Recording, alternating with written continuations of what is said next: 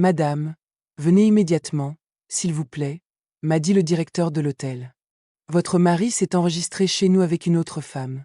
Et elle s'est présentée comme étant vous. Mais le pire était encore à venir. Mon propre fils a appelé l'hôtel et a proposé de l'argent pour désactiver les caméras.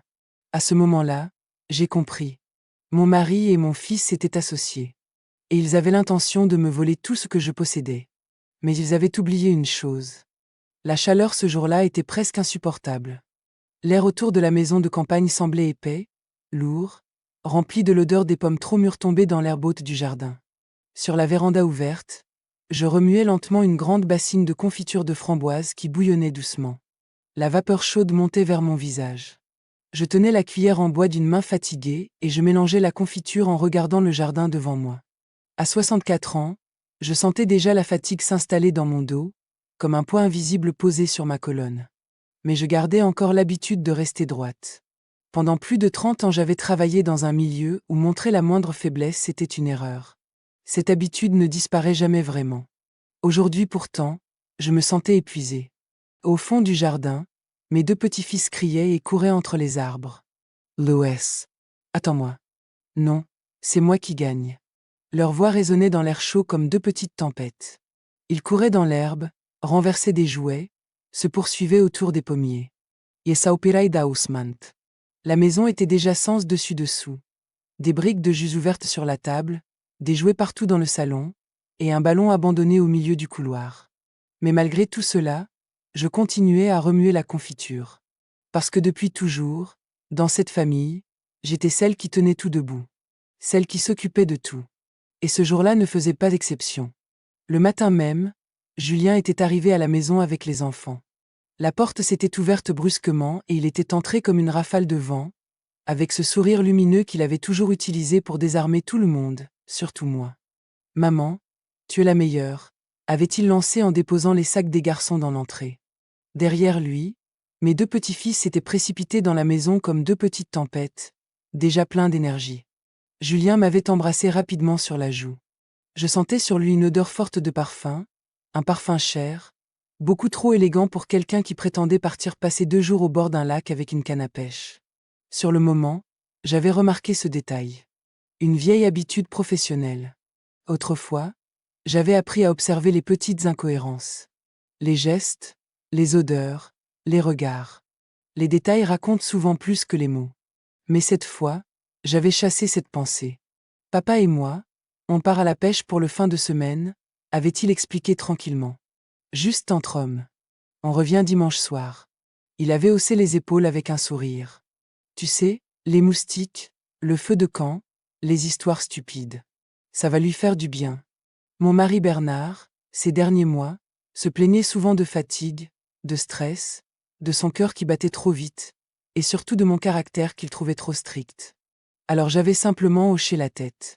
Si ce fin de semaine pouvait lui faire du bien, pourquoi pas? Julien avait posé une main sur mon épaule. Les garçons peuvent rester ici avec toi? Juste 2 jours. Comme toujours, la question ressemblait davantage à une évidence qu'à une vraie demande. Je n'avais même pas réfléchi. Bien sûr que j'avais accepté. Comme je l'avais fait des centaines de fois auparavant. Parce que dans cette famille, j'avais toujours été le pilier. Celui qui tient la maison pendant que les autres vivent leur vie. Bien sûr, j'ai accepté. Je le faisais toujours. Même lorsque la fatigue pesait dans mon dos comme une pierre, même lorsque mes mains tremblaient légèrement après plusieurs heures debout, je continuais. Parce que depuis toujours, c'était moi qui portais tout. La maison. La famille. Les problèmes. Julien le savait parfaitement. Il avait toujours su que je finirais par dire oui. Depuis qu'il était enfant, il avait ce talent étrange. Il arrivait avec un sourire, quelques mots gentils, et soudain ses responsabilités devenaient les miennes. À l'école, quand les notes étaient médiocres. Plus tard, quand l'université ne s'était pas passée comme prévu. Puis les projets, brillants, qui avaient besoin d'un petit soutien financier. Je fermais les yeux. Parce que c'était mon fils. Je pensais que l'amour d'une mère consistait à soutenir, à réparer, à protéger. Aujourd'hui encore, je me retrouvais à la même place. Dans la chaleur étouffante de cette maison de campagne, à surveiller 2 enfants pleins d'énergie, à préparer la confiture, à nettoyer derrière eux, à remettre un peu d'ordre dans ce chaos. La cuisine ressemblait déjà à un champ de bataille. Dans le salon, une boîte entière de Lego était renversée sur le tapis. Quelque part dans le couloir, un verre de jus s'était renversé et collait maintenant au parquet. Je passai lentement la main sur mon front humide. Pendant un instant, je me surpris à penser au silence de mon ancien bureau. Là-bas, tout était simple. Il y avait des règles, des dossiers, des décisions. Ici, il n'y avait que du désordre. Et pourtant, je continuais à tenir debout au milieu de tout cela. Parce que toute ma vie j'avais été cette personne. Celle qui reste quand les autres partent. Le téléphone a sonné brusquement. Le son a coupé l'air lourd de la maison comme une lame. Je venais à peine de baisser le feu sous la bassine de confiture et j'essuyais mes mains sur un torchon quand j'ai entendu la vibration du téléphone sur la table. Je suis entré dans le salon. Sur l'écran s'affichait un nom que je n'avais pas vu depuis longtemps. Karim Ben Ali. Mon cœur a manqué un battement. Karim n'appelait jamais sans raison. Il était aujourd'hui le directeur du Grand Hôtel Riviera, l'un des établissements les plus prestigieux de la ville. Un homme respecté, discret, toujours parfaitement maître de lui. Mais il y avait 10 ans, sa vie avait failli s'effondrer. À l'époque, il avait été accusé dans une affaire montée de toutes pièces. Des faux témoignages, des preuves manipulées, une procédure sale, construite par des enquêteurs corrompus qui avaient besoin d'un coupable rapide. Je me souvenais encore de ce dossier. Je l'avais étudié pendant des nuits entières. Quelque chose ne collait pas. Et finalement, j'avais réussi à démontrer que toute l'accusation reposait sur un mensonge. Le procès avait été annulé, les charges abandonnées, et Karim avait retrouvé sa liberté. Depuis ce jour, il ne m'avait jamais oublié. Chaque année, je recevais un message de lui pour le nouvel an, parfois pour mon anniversaire.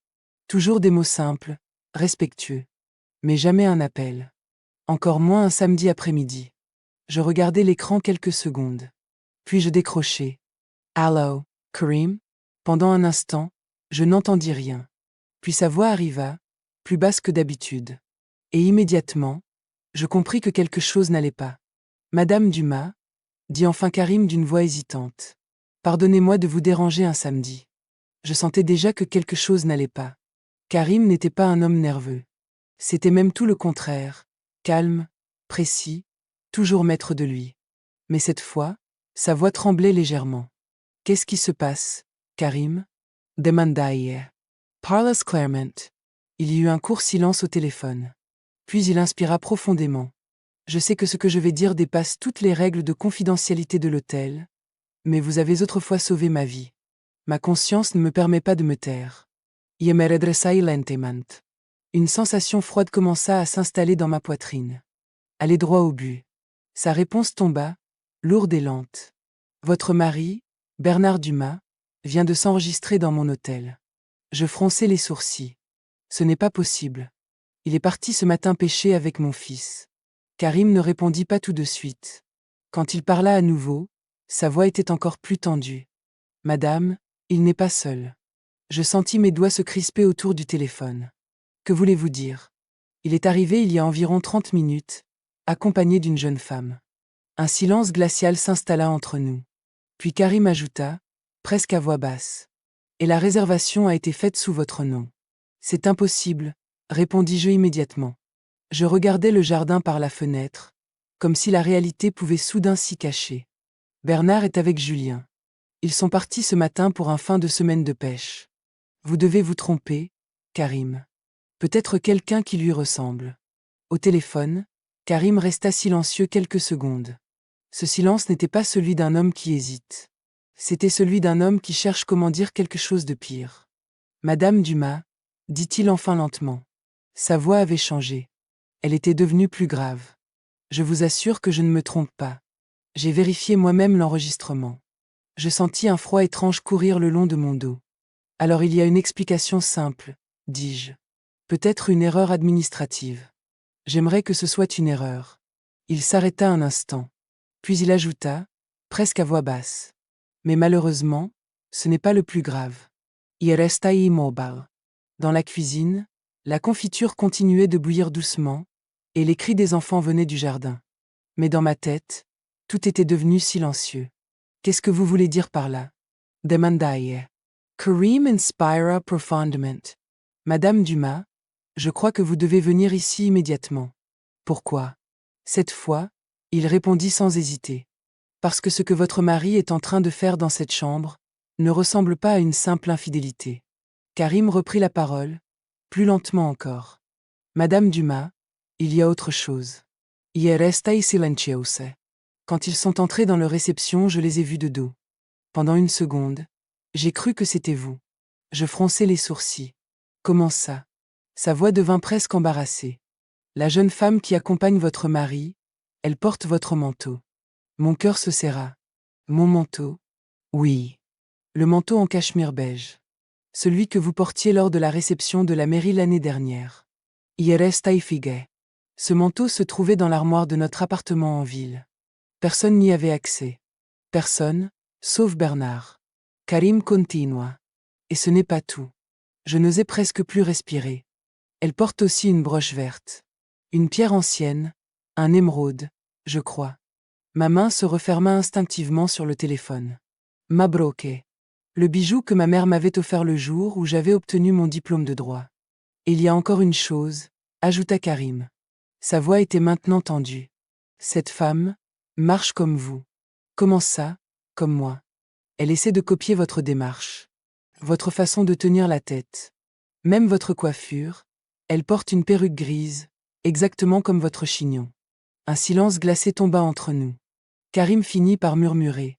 Madame Dumas, on dirait qu'elle joue votre rôle. Karim hésita encore une seconde. Puis il dit quelque chose qui me glaça complètement. Madame Dumas, votre fils est ici aussi. Mon cœur se serra. Julian? Oui. Je me redressai lentement. Où est-il? Il n'est pas dans la chambre. Il attend sur le stationnement. Je sentais déjà que la conversation prenait une direction beaucoup plus sombre. Pourquoi?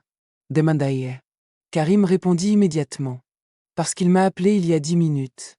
Je serrai le téléphone plus fort. Pourquoi faire? Sa voix devint sèche, presque honteuse. Il m'a proposé de l'argent. Un silence lourd tomba. Beaucoup d'argent. Restai immobile. En échange de quoi? Karim répondit sans détour. Il voulait que j'éteigne les caméras de surveillance du 4e étage. Mon estomac se noua. Et que j'efface les enregistrements de la dernière heure. Je ne disais toujours rien. Karim ajouta alors. Il m'a dit que ce n'était qu'une formalité, que sa mère ne saurait jamais rien. Que vous étiez à la campagne avec les enfants et que vous ne reviendriez pas avant dimanche. Dans le jardin, j'entendis les garçons rire. Ce rire me parut soudain très lointain. Madame Dumas, murmura Karim. Oui. Votre fils voulait s'assurer qu'il n'y aurait aucun témoin. Je restai immobile, le téléphone contre mon oreille. Dans la cuisine, la confiture continuait de bouillir doucement. De temps en temps, une bulle éclatait dans la bassine avec un petit bruit sec. Dans le jardin, les garçons riaient encore. Mais dans ma tête, quelque chose venait de changer. Très lentement. Très clairement. Au début, j'avais pensé à une simple trahison.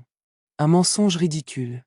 Un fin de semaine inventé pour couvrir une aventure avec une femme plus jeune. C'était déjà humiliant. Mais ce que Karim venait de me dire ne ressemblait pas du tout à une histoire d'adultère. Une femme qui porte mon manteau. Mabroke. Une perruque pour copier mes cheveux. Et mon fils qui essaie d'acheter le silence du directeur de l'hôtel pour effacer les caméras. Je sentis quelque chose de froid se former dans ma poitrine. Un vieux réflexe. Un réflexe que je connaissais très bien. Pendant des années, j'avais vu des gens mentir. J'avais vu des escrocs préparer des mises en scène.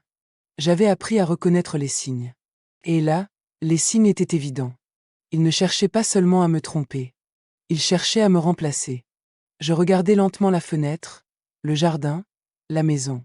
Et pour la première fois depuis longtemps, je sentis mon esprit devenir parfaitement calme. Karim, dis-je doucement. Oui, Madame Dumas.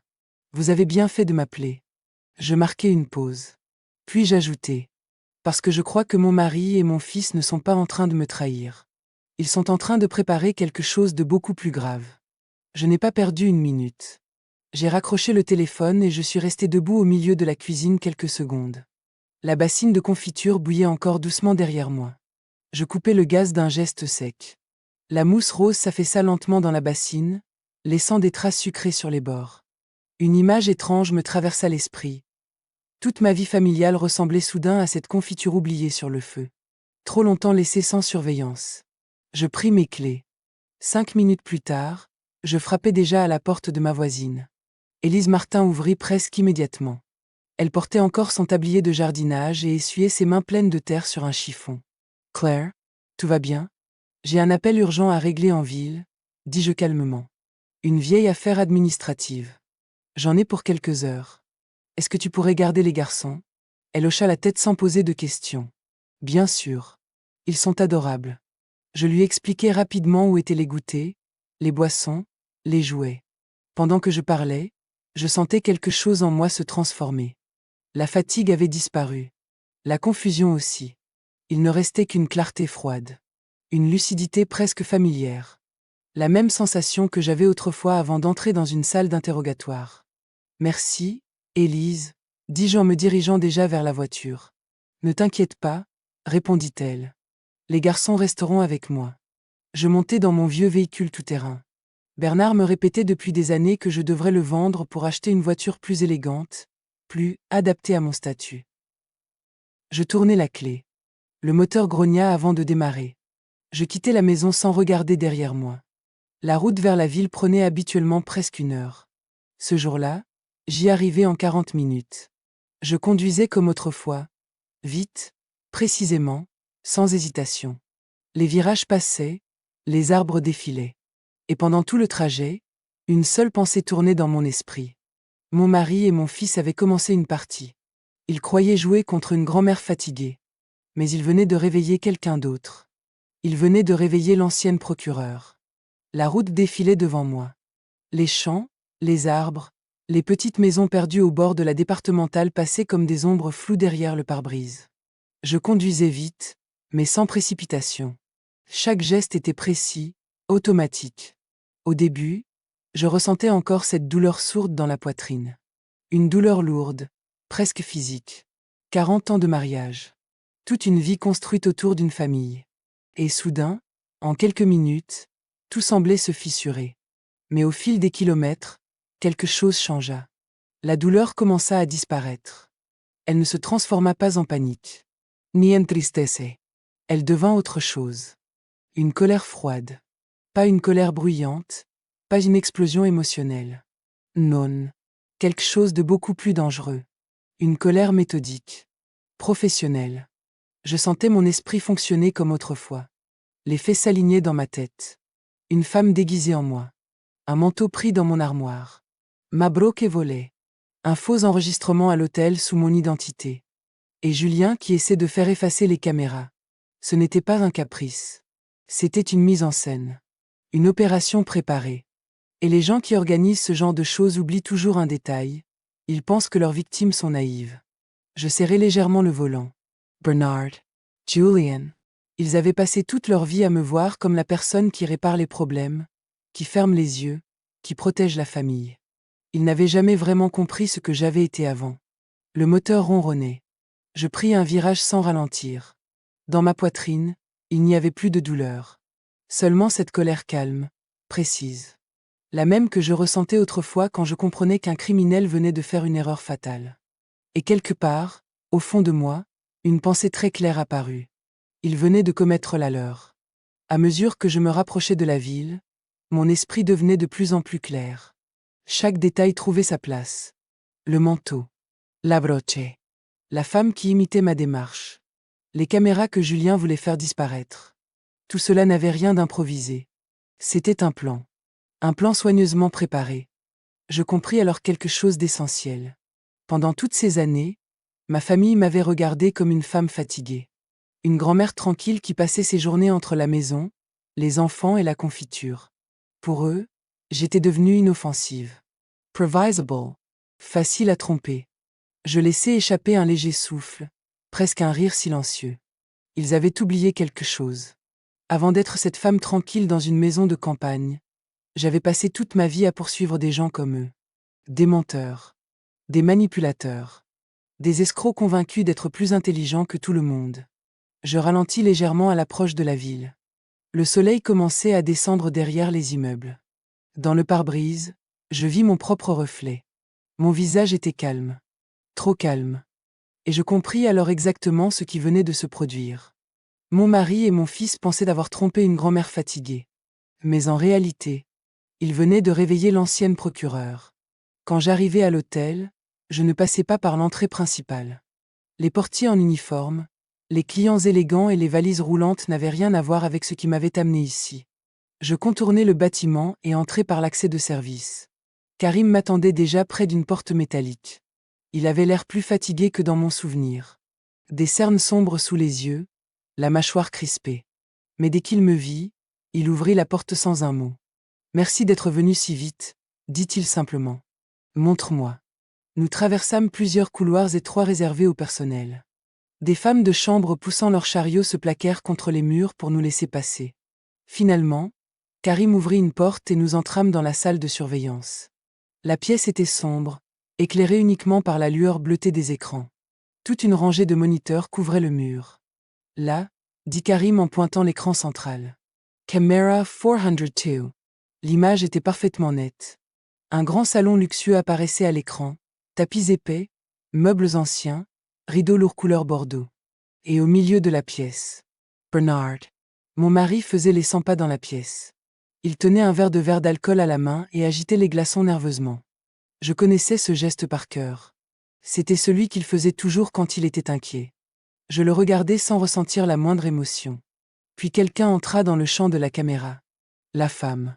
Pendant une seconde, mon souffle se bloqua. Karim ne s'était pas trompé. Elle portait mon manteau en cachemire beige. Ses cheveux gris étaient attachés exactement comme les miens. Et sur sa poitrine brillait la broche de ma mère. Elle s'assit à la table du salon. Devant elle se trouvait une pile de documents. Et un stylo. Je plissai les yeux.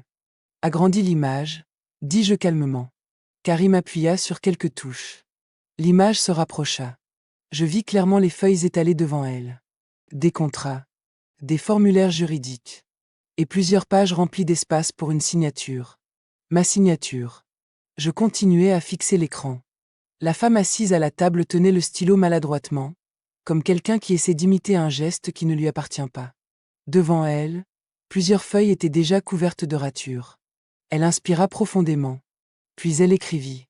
Je vis la ligne apparaître lentement sur le papier. Le C. Puis le reste du nom. Claire Dumas.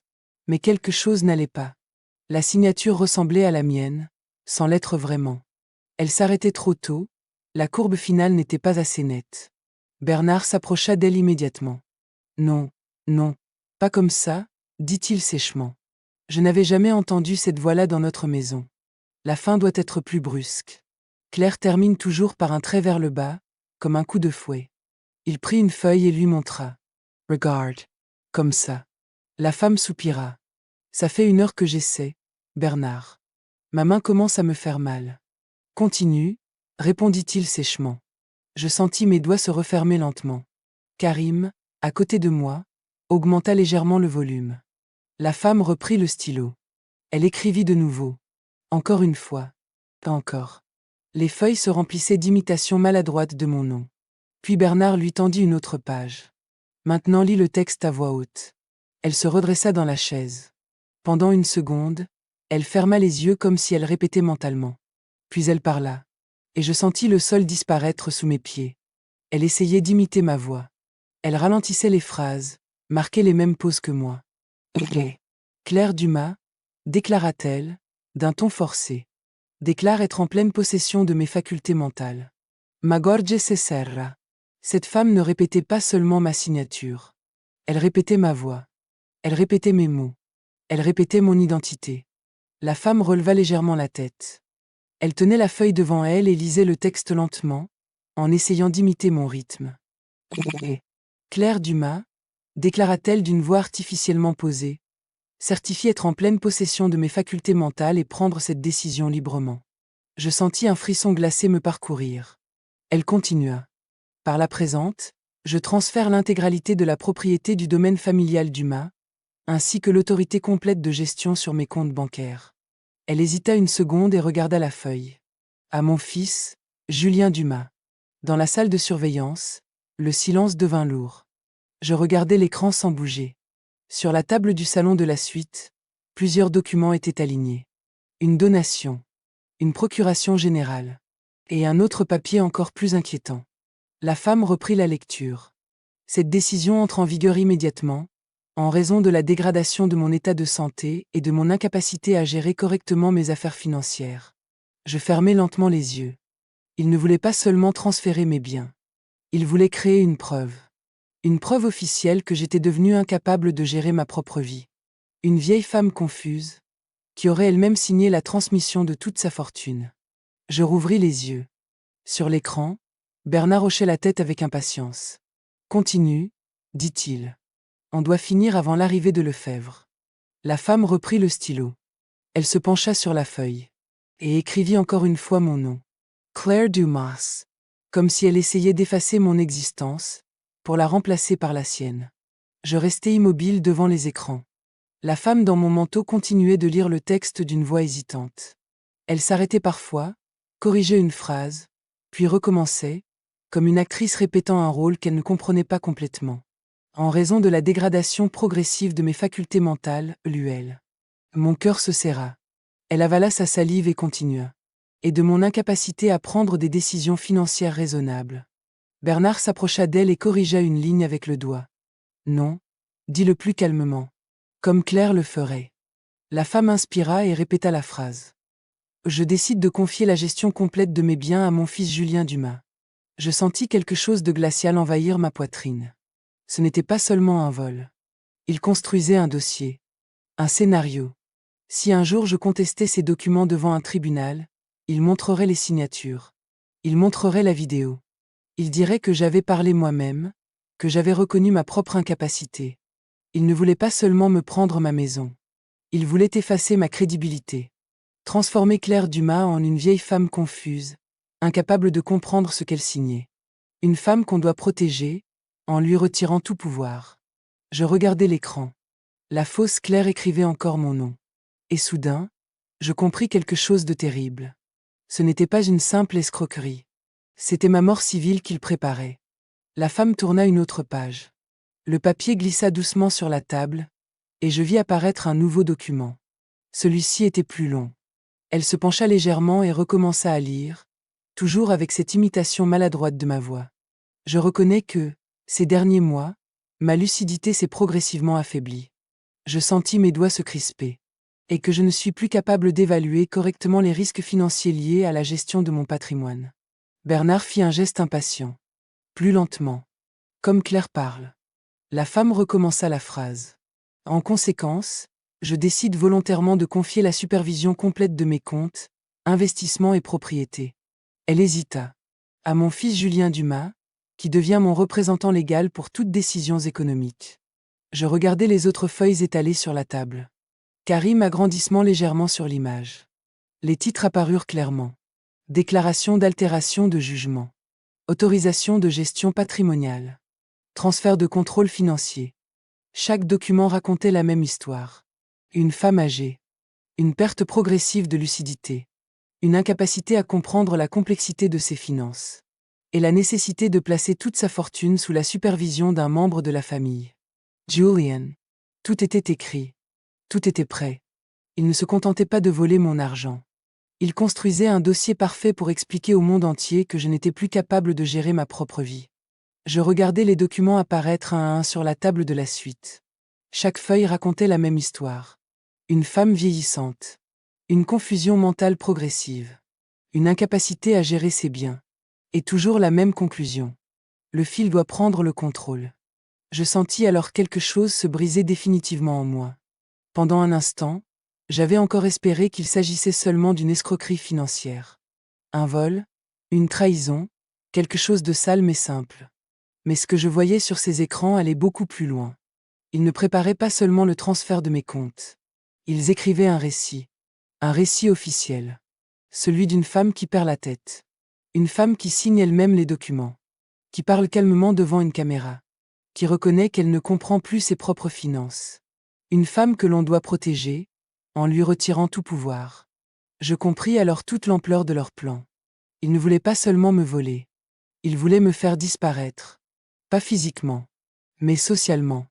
Juridiquement, moralement. Après cela, Claire Dumas ne serait plus une ancienne procureure respectée. Elle deviendrait une vieille femme confuse, que son fils aurait aidé à mettre de l'ordre dans ses affaires. Et le pire dans tout cela, c'est que mon propre mari était là, debout à côté de cette femme qui portait mon manteau, en train d'expliquer comment imiter ma signature. Je continuais de regarder les écrans lorsque Bernard prononça un nom. Il faut qu'on se dépêche. Maître Renaud Lefebvre arrive dans 20 minutes. Je relevai lentement la tête. Lefebvre? Demandai. Karim tourna légèrement la tête vers moi. Oui. C'est le notaire qui a été enregistré comme visiteur pour cette suite. Pendant une seconde, je ne dis rien. Puis un souvenir ancien remonta à la surface. Renaud Lefebvre.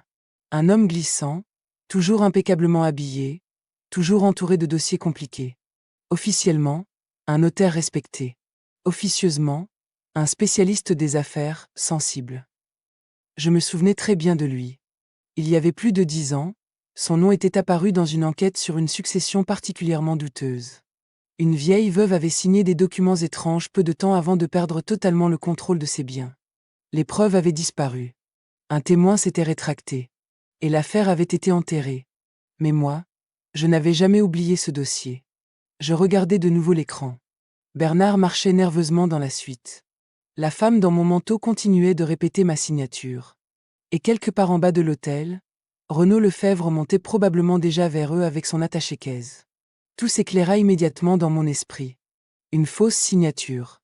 Une fausse déclaration. Une vidéo pour prouver que j'étais consciente.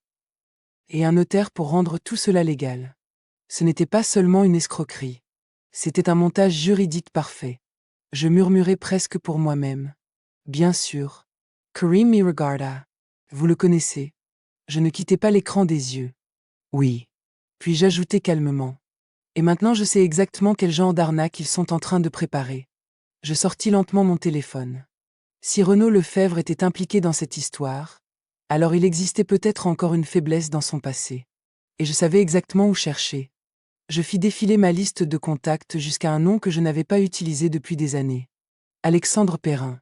Ancien archiviste judiciaire. Un homme discret, méthodique, qui connaissait les archives du parquet mieux que personne. J'appuyai sur le bouton d'appel. La tonalité dura longtemps. Puis une voix prudente répondit. « Allô, Alexandre, c'est Claire Dumas. » Un silence étonné s'installa. « Claire? Mon Dieu, ça fait des années. Tout va bien? » Non. Je regardais l'écran où Bernard continuait de tourner dans la suite. « J'ai besoin d'un service. » À cette heure-ci, tout de suite. Je marquai une pause. Je cherche un vieux dossier. Une affaire qui a disparu des archives officielles. Sa voix se fit plus basse. Quel dossier? Je prononçai le nom calmement. Renaud Lefebvre. Au téléphone, Alexandre ne répondit plus pendant plusieurs secondes. Puis il murmura. Claire, cette affaire a été classée et les documents ont été retirés du système. Je sais. Je regardais les écrans. Mais toi, Alexandre, tu étais toujours très prudent. Encore un silence. Puis il souffla lentement. Tu penses que j'ai gardé une copie. Je pense que tu gardes toujours une assurance quand quelque chose sent mauvais. Il soupira. Tu n'as pas changé. Non.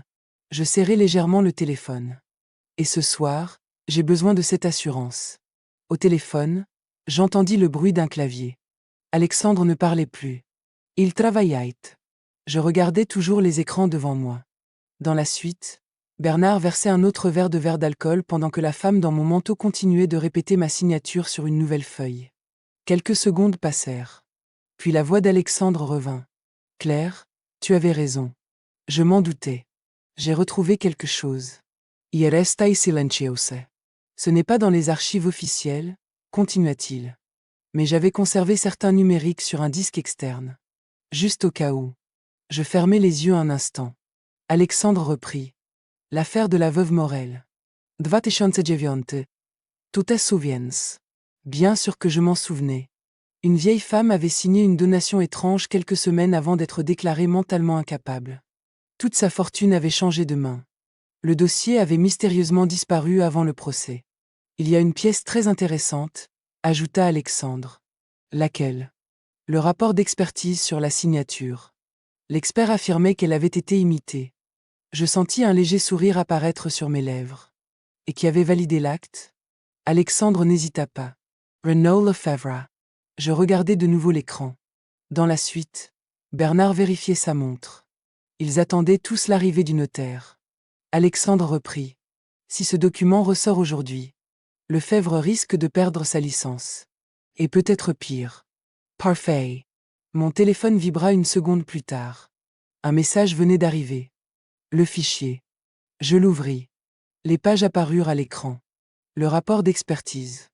Les témoignages. Les signatures falsifiées. Je relevai les yeux vers les moniteurs. Renaud Lefebvre croyait venir ici pour légaliser un petit montage tranquille. Il pensait signer quelques papiers, prendre son cachet et repartir.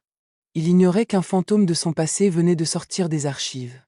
Et ce fantôme était maintenant dans ma poche. Je murmurai presque pour moi-même. Voilà mon arme. Karim me regarda. Allez-vous faire? Je verrouillai calmement mon téléphone. Ce que j'ai toujours fait. Je marquai une pause. Attendre que les coupables se sentent en sécurité, puis fermer le piège. Je continuais d'observer les écrans. Dans la suite 402, Bernard tournait toujours en rond. La femme dans mon manteau essuyait déjà la sueur sur son front. Le manteau en cachemire devait être étouffant dans cette pièce fermée. Une idée me vint. Simple. Efficace. Je tournai légèrement la tête vers Karim. Le système de climatisation de cette suite, vous pouvez le contrôler depuis ici? Il hocha la tête. Oui. Coupez-le. Il me regarda. Surprise. Vous voulez dire, complètement? Oui. Je gardai les yeux fixés sur l'écran. Coupez la climatisation. Et fermez la ventilation. Karim hésita une seconde, puis posa ses mains sur le clavier du poste de contrôle. Quelques clics résonnèrent dans la pièce. Voilà, dit-il. Le système est arrêté. Sur l'écran, rien ne changea immédiatement. Mais je savais comment fonctionnaient les suites de luxe de cet hôtel. Fenêtre salées. Rideau épais. Sans climatisation, l'air devient rapidement lourd. Très lourd. Dans quelques minutes, la chaleur allait monter. La soif. L'irritation. L'impatience. Et surtout, les erreurs. Karim me regarda. Vous pensez que cela va les faire paniquer? Hier pondiscammant. La chaleur fatigue le cerveau. Elle raccourcit la patience. Je marquai une pause en observant Bernard essuyer déjà son front. Et les gens qui préparent une escroquerie font toujours plus d'erreurs quand ils commencent à perdre leur calme. Je sortis de nouveau mon téléphone. Si je voulais vraiment briser leur calme, il fallait frapper là où ils étaient le plus vulnérables. L'argent. Je fis défiler rapidement quelques applications que je n'avais pas utilisées depuis des années. À l'époque où je travaillais encore au parquet, certains services utilisaient des outils capables de simuler des alertes pour tester des systèmes de sécurité. L'un de ces outils fonctionnait encore. Je l'ouvris. Dans le champ « Expéditeur », je tapais simplement « Sécurité Banque Centrale ». Puis je rédigeai le message. Court. Précis. Effrayant. Alerte. Tentative de transfert inhabituel détectée sur les comptes clairs d'Huma. Protocole de vérification activé. Les autorités financières ont été informées. Une équipe de contrôle est en route. Je relus le texte une fois. Puis je sélectionnai le numéro de Bernard. Mon doigt resta une seconde suspendu au-dessus de l'écran. Sur le moniteur, il était toujours dans la suite, le téléphone posé sur la table près de son verre. Parfait. J'appuyai sur envoyer. Une seconde passa. Puis le téléphone de Bernard vibra brusquement sur la table.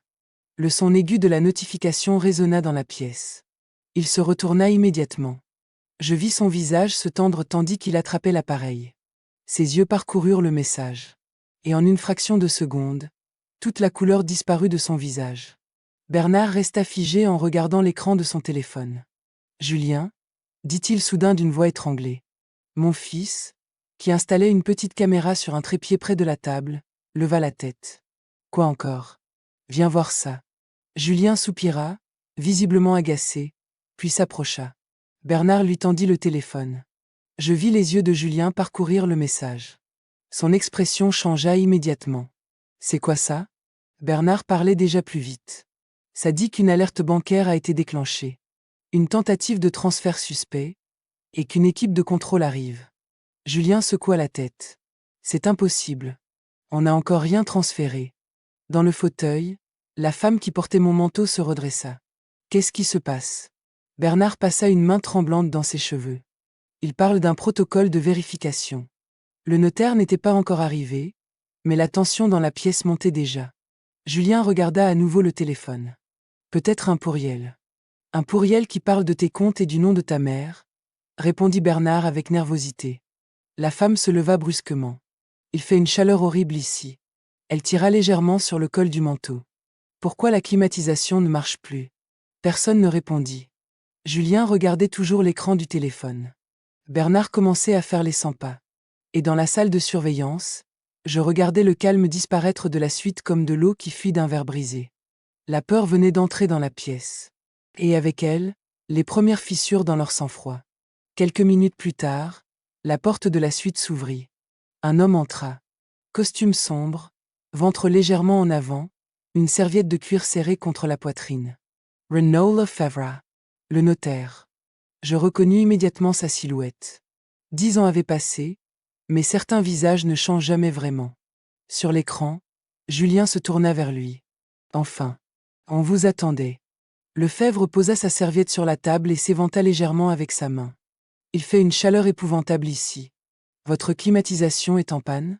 Personne ne répondit. Bernard s'approcha brusquement. Il y a un problème. Quel problème? Demanda Lefebvre en fronçant les sourcils. Julien lui montra le téléphone. On a reçu ça. Le notaire lut le message. Son visage changea immédiatement. Une équipe de contrôle? Répéta-t-il. Bernard parlait déjà trop vite. Peut-être que la banque a détecté quelque chose. Mais on n'a encore rien signé. Protesta Julien. La femme dans mon manteau se leva brusquement de sa chaise. La sueur coulait maintenant le long de son cou. Moi je ne comprends plus rien à cette histoire. Cria-t-elle. Vous m'aviez dit que c'était simple. Juste lire un texte et signer. Julien se retourna vers elle. Calme-toi. Il fait 40 degrés dans cette pièce, répondit-elle en tirant sur la perruque qui commençait à glisser. Je ne peux pas travailler comme ça. Lefebvre se tourna vers Bernard. Vous m'aviez assuré que tout était sécurisé. Ça l'est. Alors pourquoi la banque envoie une alerte? Bernard tapa du poing sur la table. Comment voulez-vous que je le sache? Julien passa nerveusement la main dans ses cheveux. Peut-être que quelqu'un nous surveille. Un silence lourd tomba dans la suite. La chaleur était devenue visible maintenant. La sueur. Les gestes brusques. Les regards nerveux. Et pour la première fois depuis le début, les conspirateurs commencèrent à se méfier les uns des autres. Dans la salle de surveillance, je ne bougeais pas. Les écrans éclairaient faiblement la pièce, et le bourdonnement des ventilateurs des ordinateurs remplissait le silence. Devant moi, la suite 402 ressemblait maintenant à une scène de théâtre qui commençait à se désagréger. Bernard parlait trop vite. Julien faisait les 100 pas. La femme dans mon manteau retirait sa perruque pour essuyer son front trempé de sueur. Et Renaud Lefebvre regardait tour à tour chacun d'eux avec une inquiétude de plus en plus visible. Je n'intervenais pas. Je ne disais rien. Je regardais simplement. Pendant toute ma carrière, j'avais appris une chose essentielle. Quand des gens coupables commencent à avoir peur, il ne faut surtout pas les interrompre. La peur travaille mieux toute seule. Elle accélère les voix. Elle brouille les esprits. Elle transforme les complices en accusateurs. Sur l'écran, Bernard s'arrêta brusquement. Peut-être que quelqu'un a parlé. Julien se retourna vers lui. Qui ça? Personne ne répondit. Renaud Lefebvre se leva lentement de sa chaise. Écoutez, dit-il prudemment. Si les autorités financières sont vraiment en route, je préfère ne pas être impliqué dans cette situation. Julien se tourna vers lui. Vous êtes déjà impliqué. Le notaire secoua la tête. Rien n'a encore été signé. Je regardais la scène sans cligner des yeux. La chaleur faisait briller leurs visages. Les regards devenaient plus agressifs. Les voix plus dures. Et moi, assise dans l'ombre de la salle de surveillance, je laissais la panique faire exactement ce qu'elle fait toujours. Détruire lentement les alliances. Je les observais encore quelques minutes. Sur les écrans, la scène devenait de plus en plus chaotique. Julien parlait trop fort. Bernard répétait les mêmes phrases. La femme dans mon manteau refusait maintenant de continuer à lire les documents. Et Lefebvre regardait la porte comme s'il calculait déjà la distance jusqu'à la sortie. La chaleur faisait son travail. La peur aussi. Les gestes devenaient brusques. Les regards méfiants. Les complices d'il y a une heure ressemblaient maintenant à des étrangers enfermés dans la même pièce. Je savais reconnaître ce moment. C'était le point de rupture. Le moment précis où un groupe organisé cesse de fonctionner comme une équipe. et devient simplement un ensemble d'individus paniqués. Je me redressai légèrement dans mon fauteuil. Karim, dis-je calmement. Il tourna la tête vers moi. Oui, il est temps. Il me regarda, attentif. Je pris une inspiration lente. Préparer une desserte de service. Une desserte? Oui. Je pointai l'écran où Julien criait maintenant sur la femme qui portait mon manteau. Avec un grand couvercle argenté. Karim fronça légèrement les sourcils. Et ensuite, je me levai lentement. Ensuite, vous allez la monter dans la suite. Je sortis mon téléphone et déverrouillai l'écran. Et au moment où vous enlèverez le couvercle, je relevai les yeux vers les moniteurs. La panique était maintenant totale. Je murmurai calmement. Ils vont enfin me voir. Quelques minutes plus tard, Karim poussa la porte de la suite 402. Il avançait lentement avec une desserte d'autel recouverte d'une nappe blanche impeccable. Sur le plateau reposait un grand couvercle argenté brillant, comme dans les restaurants de luxe. La scène dans la pièce s'arrêta presque immédiatement. Julien se tourna vers lui, agacé. « Qu'est-ce que c'est » Karim garda son calme professionnel. « Service de l'hôtel, monsieur. » Un compliment de la direction. Bernard essuyait la sueur sur son front. « On n'a rien commandé. » « La direction insiste, » répondit Karim avec un léger sourire. Compte tenu de la température dans la suite, nous avons pensé que quelque chose de frais pourrait être agréable. Le mot frais sembla agir comme un aimant. La femme dans mon manteau regarda immédiatement la desserte. De l'eau? Karim s'avança jusqu'au centre du salon. Permettez-moi de vous présenter cela. Pendant ce temps, dans la salle de surveillance, je m'assis devant la caméra du petit écran que Karim avait placé sous le couvercle. L'image de mon visage apparut sur l'écran caché. Je voyais maintenant la pièce depuis un nouvel angle. Julien croisa les bras. « Dépêchez-vous. » Karim posa les mains sur le bord du couvercle argenté. La pièce était silencieuse. Bernard fixait le plateau. La femme dans mon manteau tirait sur le col qui l'étouffait. Et Renaud Lefebvre regardait la scène avec méfiance. Puis Karim souleva le couvercle. Sous l'argent brillant, il n'y avait ni glace, ni champagne. Il y avait simplement une tablette. Et sur l'écran de la tablette, mon visage. Pendant une seconde, personne ne bougea. Sur la tablette posée au centre de la desserte, mon visage apparaissait clairement, éclairé par la lumière froide de la salle de surveillance. Je regardais directement la pièce. Et eux me regardaient. Julien fut le premier à réagir. « Qu'est-ce » Sa voix se brisa au milieu de la phrase. Bernard resta complètement immobile. Le verre d'alcool glissa lentement de sa main et tomba sur le tapis épais sans même se briser. La femme dans mon manteau recula d'un pas, les yeux écarquillés. Et c'est elle. Renaud Lefebvre, lui, comprit immédiatement. Je vis son visage se vider de toute couleur. Parce qu'un homme comme lui sait reconnaître le moment exact où un plan vient de s'effondrer. Je pris la parole calmement. Ma voix sortit de la tablette, claire, nette, parfaitement contrôlée. Cette signature, dis-je doucement, est un peu hésitante. La femme lâcha le stylo comme si elle venait de se brûler. Je continuai. Peut-être que la véritable propriétaire de cette main devrait essayer elle-même. Le silence devint lourd dans la pièce. Julien me fixait comme s'il voyait un fantôme. Bernard respirait de plus en plus vite. Et pour la première fois depuis le début de cette histoire, ils comprirent tous la même chose. Ils avaient perdu le contrôle. Le silence dura à peine une seconde. Puis tout explosa. La femme dans mon manteau poussa un cri aigu. Mon Dieu! Elle recula brusquement, renversa la chaise derrière elle et porta les mains à son visage comme si l'écran allait l'attaquer. Je ne savais pas, cria-t-elle. On m'a dit que c'était juste un jeu. Au même moment, Renaud Lefebvre comprit parfaitement ce qui venait de se passer.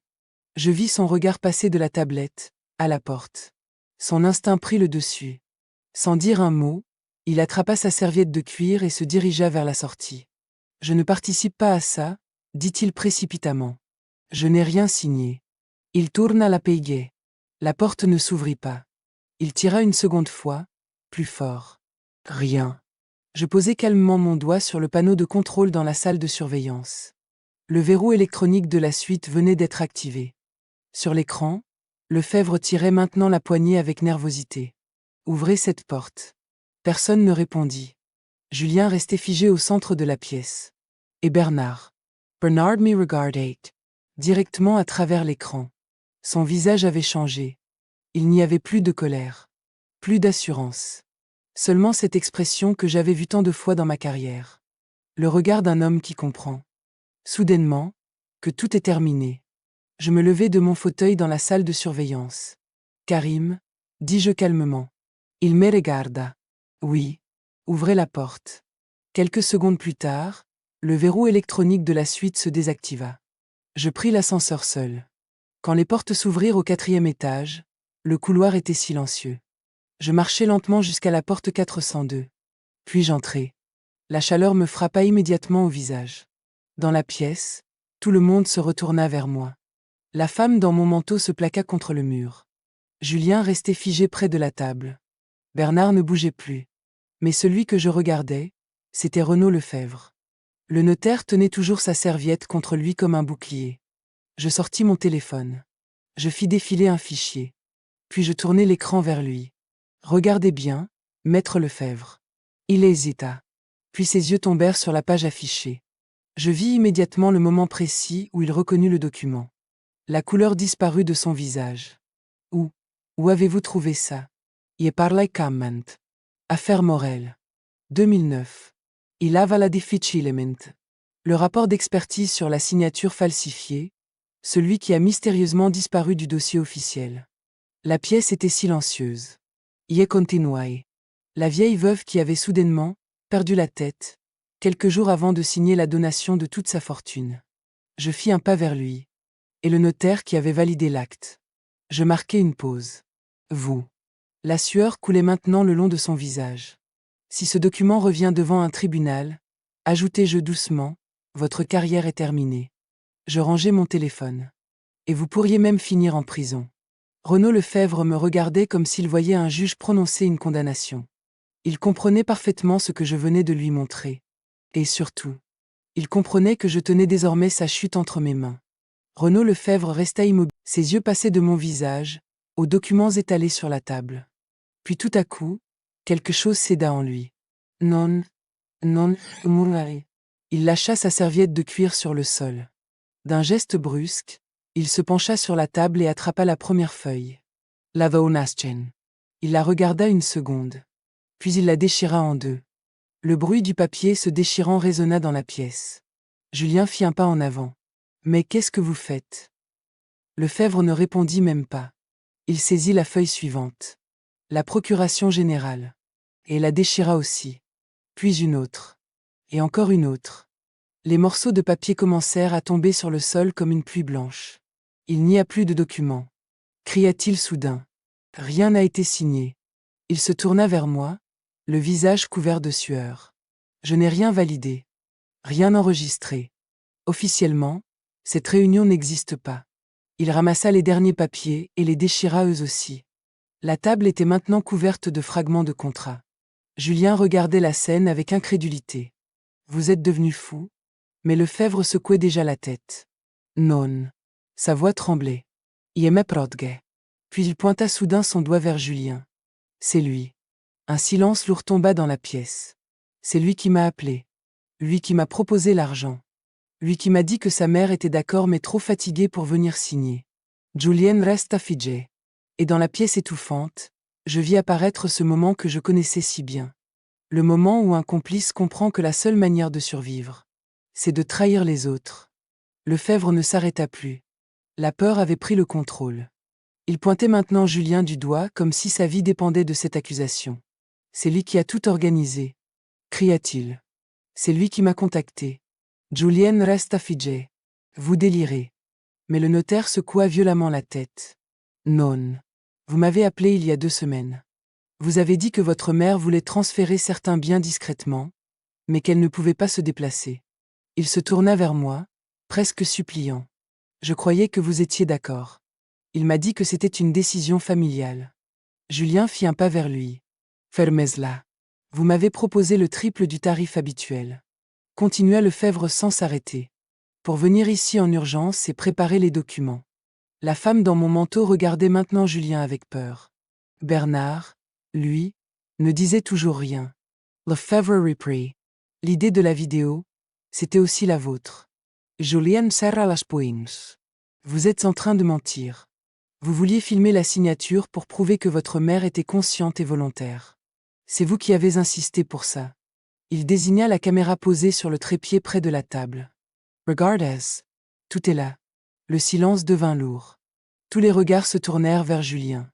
Et pour la première fois depuis le début de cette histoire, mon fils n'avait plus rien à répondre. Julien resta silencieux quelques secondes. Il regardait le sol, les morceaux de papier déchirés, puis le trépied de la caméra, comme si tout cela n'avait plus aucun sens. Puis il releva lentement la tête. Et quelque chose dans son regard avait changé. Le garçon que j'avais élevé avait disparu. Il n'y avait plus de gêne, plus de peur. Seulement de la colère. Tu sais quoi ? Dit-il soudain en me regardant droit dans les yeux. Sa voix était dure. Très bien. Oui, c'était mon idée. La femme dans mon manteau recula encore d'un pas. Bernard murmura. Julian. Mais mon fils continua. De toute façon, ça devait arriver un jour. Il passa une main nerveuse dans ses cheveux. Tu sais combien d'argent tu as ? Je ne répondis pas. Des maisons. Des comptes. Des investissements. Des millions qui dorment pendant que tu passes tes journées à faire de la confiture dans une maison de campagne. Sa voix montait. Tu n'en fais rien. Tu ne comprends même pas ce que ça représente. Il fit un geste large vers la table. Et moi je dois me battre pour construire quelque chose pendant que toi tu accumules tout ça comme un trésor inutile. Y restais perfectamente immobile. Julien continua, presque en criant maintenant. Tu te rends même pas compte de la fortune que tu possèdes. Il pointa un doigt accusateur vers moi. Tout cet argent, et tu ne fais rien avec. Puis il lâcha la phrase qui brisa définitivement le silence. Tu es égoïste, maman. Julien respirait maintenant plus vite. La colère l'avait complètement emporté. Tu crois que je fais ça pour m'amuser ? Lança-t-il. Personne ne répondit. Il fit quelques pas dans la pièce, comme un animal enfermé. J'avais un projet, continua-t-il. Un vrai projet. Une entreprise qui pouvait marcher. Il se tourna vers moi. Mais pour lancer quelque chose aujourd'hui, il faut de l'argent. Beaucoup d'argent. Il montra les documents déchirés sur le sol. Cet argent, c'était le seul moyen de sauver ce projet. Y restai silencioso. Julian reprit. J'ai investi tout ce que j'avais. Tout. Il se passa une main tremblante sur le visage. Et quand les choses ont commencé à mal tourner, j'ai compris que j'avais besoin d'un soutien. Il leva les yeux vers moi. Tu aurais pu m'aider. Sa voix était presque accusatrice. Mais toi, tu contrôles tout. Chaque euro. Chaque décision. Il fit un geste agacé. Alors oui, j'ai trouvé une autre solution. Un silence lourd tomba dans la pièce. Puis il dit finalement, d'une voix plus basse. J'avais besoin de cet argent pour sauver mon entreprise. Il releva les yeux vers moi. Et tu ne m'aurais jamais laissé le prendre. Je le laissai parler jusqu'au bout. Puis je pris une respiration lente. Julian. Ma voix était calme. Presque douce. Tu crois vraiment que je ne sais rien ? Il fronça les sourcils. Le notaire leva la tête. De quoi tu parles ? Je me redressai légèrement devant l'écran. Ton projet. Un silence tomba dans la suite. Ce n'est pas une entreprise. Julian resta immobile. C'est un système de blanchiment d'argent. Le mot sembla geler la pièce. La jeune femme recula d'un pas. Bernard Pallet. Tu dis n'importe quoi, murmura Julien. Je continuai, toujours aussi froide. Les virements depuis Chypre. Les sociétés écrans à Prague. Les transferts en liquide par l'intermédiaire de ton partenaire. Le notaire ferma les yeux. Il comprenait. Moi aussi. Tu n'as pas besoin d'argent pour lancer un projet, Julien. Je marquai une pause. Puis je prononçai la vérité. Tu as besoin d'argent pour rembourser des dettes. Sa respiration devint lourde. Des dettes, envers des gens qui ne passent pas par les tribunaux. Un silence terrible tomba dans la pièce. Puis je terminai. Et toute cette mise en scène, ce faux notaire, cette femme déguisée en moi. Je le regardai droit dans les yeux. Ce n'était pas un projet. C'était ta tentative de blanchir de l'argent criminel avec ma fortune. Je vis Bernard pâlir.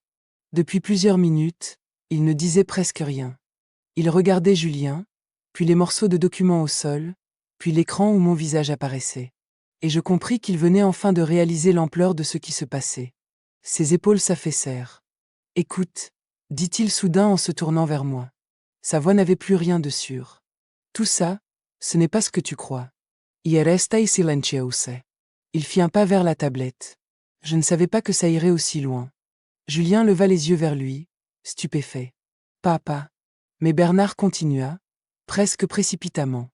Julien m'a parlé de son projet. Il disait qu'il avait des problèmes, qu'il avait besoin d'aide. Il passa une main tremblante sur son front. Et moi, j'ai été faible. Il baissa les yeux. Ils m'ont convaincu que c'était seulement une formalité. Que tu ne perdrais rien. Que tout resterait dans la famille. Sa voix devenait suppliante. Je n'ai jamais voulu te faire du mal. Il releva la tête vers l'écran. J'ai été manipulé, voilà tout. Il montra brièvement Julien et le notaire. Ce sont eux qui ont organisé tout ça. Un silence lourd remplit la pièce. Bernard essaya encore. Tu me connais, je ne suis pas capable de monter un plan pareil. Il tenta un sourire fragile. Je suis juste un homme qui a fait confiance aux mauvaises personnes. Mais dans ses yeux, je voyais quelque chose d'autre. La peur. Pas pour moi. Pour lui-même. Et je compris qu'il venait seulement de choisir son camp. Beaucoup trop tard. Bernard inspira profondément, comme s'il cherchait ses mots. Puis son regard changea. La peur dans ses yeux se transforma en quelque chose de plus calculé. Écoute, murmura-t-il. Sa voix devint plus douce. Presque tendre. On a vécu toute une vie ensemble. Je ne répondis pas. Il fit un pas de plus vers la tablette, comme s'il voulait se rapprocher de moi malgré l'écran. Tu te souviens de notre première maison ? Demanda-t-il. Un silence lourd suivit. Des étés à la campagne, des anniversaires, des Noëls avec Julien quand il était petit. Il secoua lentement la tête. On ne peut pas jeter tout ça à la poubelle. Julien restait immobile derrière lui. Bernard continua, la voix presque tremblante. Si tu vas jusqu'au bout, tout va s'effondrer. Il désigna la pièce autour de lui. Notre famille, notre fils, tout. Il baissa les yeux. Tu ne veux pas détruire ta propre famille. Puis il releva la tête vers l'écran. On peut encore réparer ça. Sa voix se fit plus insistante. On peut régler cette histoire entre nous, sans scandale, sans police. Il marqua une pause. Et ajouta presque doucement. Tu as toujours été celle qui protège la famille. Ses yeux restaient fixés sur moi. Alors protège-la encore une fois. Je restais silencieuse pendant que Bernard parlait. Chaque mot qu'il prononçait semblait venir d'un autre monde. Un monde qui n'existait plus. Puis mon regard se posa sur la jeune femme dans la suite. Elle n'osait plus bouger. Mais quelque chose attira mon attention. La broche. La petite broche dorée fixée sur son manteau. Ma broche.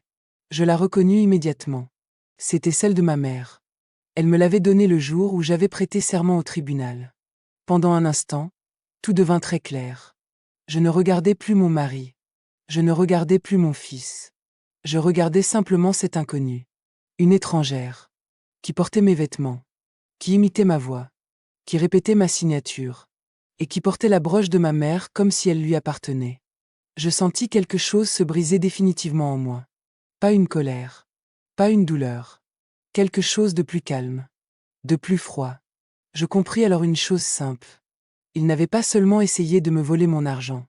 Ils avaient essayé de voler mon identité. Et à cet instant précis, en voyant cette femme jouer mon rôle devant moi, je compris que le pardon venait de mourir. Je laissai quelques secondes de silence. Puis ma voix devint glaciale. Prenez un stylo. La jeune femme releva brusquement la tête. Pardon ? Un stylo ? Répétai-je calmement. Le directeur posa aussitôt un carnet et un stylo sur la table devant elle. La pièce était devenue complètement silencieuse. La jeune imitatrice regarda mon mari, puis Julien. Personne ne l'aida. Vous allez écrire, dis-je. Elle avala difficilement sa salive. Écrire. Quoi ? Je la fixai droit dans les yeux à travers l'écran. Toute la vérité. Sa main trembla légèrement lorsqu'elle prit le stylo. Je continuai, d'une voix parfaitement stable. Vous allez expliquer qui vous êtes. Qui vous a engagé. Qui vous a demandé d'imiter ma voix, ma signature et mon identité. Julien fit un pas en avant. Maman, ça suffit. Silence. Un seul mot. Et il s'arrêta. La jeune femme posa enfin la pointe du stylo sur le papier. Écrivez, repris-je. Que Julien vous a recruté pour se faire passer pour moi. Que mon mari était présent. Que ce notaire préparait de faux documents pour transférer mes biens. Le notaire blêmit. La jeune femme commença à écrire. Sa main tremblait tellement que l'encre formait parfois des taches sur la page. Je ne disais plus rien. Je regardais simplement.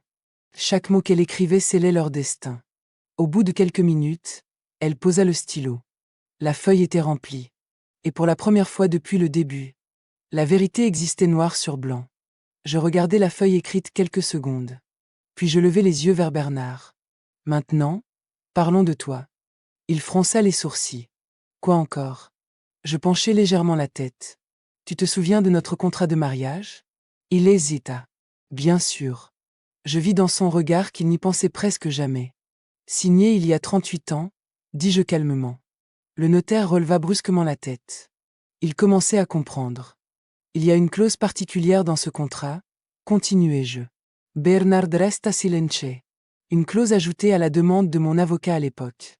Je pris une respiration lente. Elle prévoit que si l'un des époux tente de commettre une fraude contre l'autre. Je marquai une pause. Puis je terminai. Il perd immédiatement tout droit sur les biens de son conjoint. La pièce se figea. Bernard Pallet. Attends, murmura-t-il. Le notaire ferma les yeux. Il connaissait ce type de clause. Tu veux dire que... Je le regardai sans aucune émotion. Oui. Ma voix resta parfaitement calme. En participant à ce plan pour falsifier ma signature et transférer mes propriétés. Je laissai le silence tomber quelques secondes. Puis je conclus. Tu viens de renoncer toi-même à tout ce que tu pensais obtenir. Bernard resta immobile. Comme si le sol venait de disparaître sous ses pieds. Et pour la première fois depuis le début de cette journée, ce n'était plus moi qui étais prise au piège. Je laissai encore quelques secondes de silence. Personne dans la suite n'osait bouger. Puis je regardai le directeur. Maintenant, appelez la police. Le directeur hocha immédiatement la tête et sortit son téléphone. Julien recula d'un pas. Man, attends. Je ne le regardais même pas. C'est terminé. Ma voix était calme. Presque froide. Bernard tenta encore une fois. On peut régler ça autrement. Je levai légèrement la main. Non. Je pris une respiration lente. Les faux documents, l'usurpation d'identité, la fraude, la tentative de transfert de propriété. Je les regardai tous les quatre. Tout est enregistré. La jeune imitatrice tremblait. Le notaire avait perdu toute couleur. Julien ne parlait plus. Puis je dis simplement. La police va arriver. Un silence lourd remplit la pièce. Puis j'ajoutai, sans la moindre émotion. Et demain matin, mon avocat déposera la demande de divorce. Bernard ferma les yeux. Ie continuai. Tu seras expulsé de la maison. Tous les comptes seront bloqués. Et chaque personne impliquée dans cette fraude devra répondre devant la justice. Je regardai une dernière fois la pièce à travers l'écran. Votre plan devait me ruiner. Je marquai une pause. Puis je conclus calmement. Mais ce soir, c'est vous qui venez de détruire votre propre vie. Quand la police arriva, tout se déroula très vite. Les agents entrèrent dans la suite, examinèrent les documents, regardèrent les enregistrements et écoutèrent les explications du directeur. Julien tenta encore de protester. Le notaire essaya de parler de malentendus. La jeune femme pleurait déjà. Mais les menottes apparurent malgré tout. Je regardai la scène depuis l'écran, sans dire un mot. Mon fils fut le premier à être emmené. Puis le notaire. Puis la jeune imitatrice. La porte de la suite se referma derrière eux. Il ne resta plus que Bernard. Il était immobile au milieu de la pièce. Les épaules basses. Les mains vides. Pour la première fois depuis que je le connaissais, il semblait vraiment seul. « Tu ne peux pas me laisser comme ça » murmura-t-il. « Je ne ressentais plus ni zaure ni tristesse. » Seulement une grande fatigue. « Je ne te laisse pas, Bernard. » Je marquai une pause. « Tu t'es laissé toi-même. » Il baissa la tête. « Je continuai calmant. » Les comptes communs sont fermés. La maison est juridiquement protégée. Et dès demain, tu n'auras plus aucun droit sur ma vie. Il ouvrit la bouche pour répondre.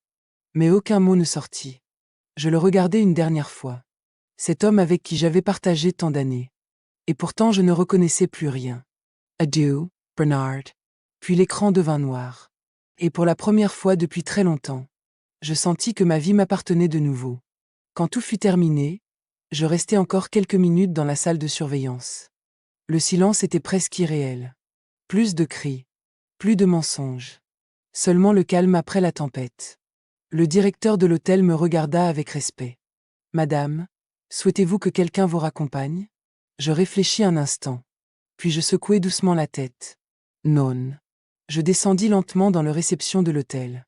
Pour la première fois depuis des heures, je respirais vraiment. Les grandes baies vitrées laissaient entrer la lumière de la fin d'après-midi. Les gens passaient tranquillement. Personne ne savait ce qui venait de se produire quelques étages plus haut. Je m'approchai du comptoir de réception. La réceptionniste leva les yeux vers moi. « Madame ?» Je posai calmement ma main sur le marbre du comptoir. Puis je dis simplement « J'aimerais réserver une suite. » Elle sembla surprise. « Pour combien de temps ?» Je réfléchis quelques secondes. Toute ma vie, j'avais réservé des chambres pour les autres. Pour mon mari. Pour mon fils. Pour la famille. Jamais pour moi. Alors je répondis doucement. Pour quelques jours. La réceptionniste sourit. Bien sûr, madame. Quelques minutes plus tard, elle me tendit une carte magnétique. Je la pris. Et en montant vers l'ascenseur, je compris quelque chose d'étrange.